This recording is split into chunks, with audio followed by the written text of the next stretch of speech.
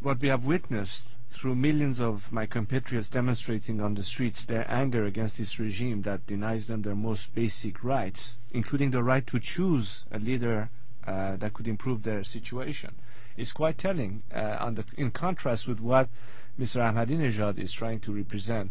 A regime that doesn't care for people's vote, never did. It's doing this theatrics they call an election for purposes of foreign consumption to claim some legitimacy. And I'm not surprised at all for this kind of rhetoric, or for that matter, outcome, which was to be predictable. Well, the Islamic Revolutionary Guard obviously has tried to put an end to the protests that have broken out. Do you think they'll succeed?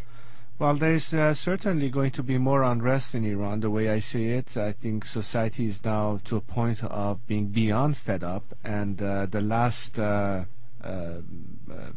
straw, as the saying goes, has been struck in the sense that if an attempt was to reject, if you will, the current president, not because they are necessarily enamored with any other candidates that are, after all filtered and approved by the regime, but as a sign of rejection, not just of an individual, but the system as a whole, is going to take a bigger turn.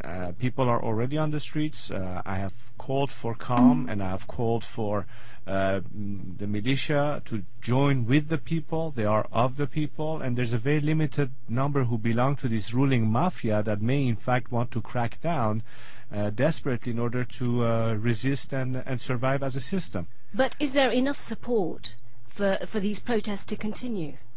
Well, I sure hope that the world here is going to make a difference in this, because again, if the focus is only on what the regime says in any kind of so-called dialogue or engagement, while forgetting the people who are the biggest victim of this scenario and this situation, would certainly cripple our ability to reach that end sooner rather than later. But have no doubt that the Iranian nation, in the majority of them, are committed to finally gain their freedom, and our job is to make sure that they will succeed. So what should the West do? Look, diplomacy has on the one hand failed, mostly because the instrument and leverage that could have been used to pressure the regime to change its behavior has never been actually utilized, which is an element of pressure from within, again, namely the people in Iran. On the other hand, I'm sure that majority in the world want to avoid, including ourselves, any kind of scenario of military confrontation. But it leaves us with only one solution, and that is investing on the people themselves.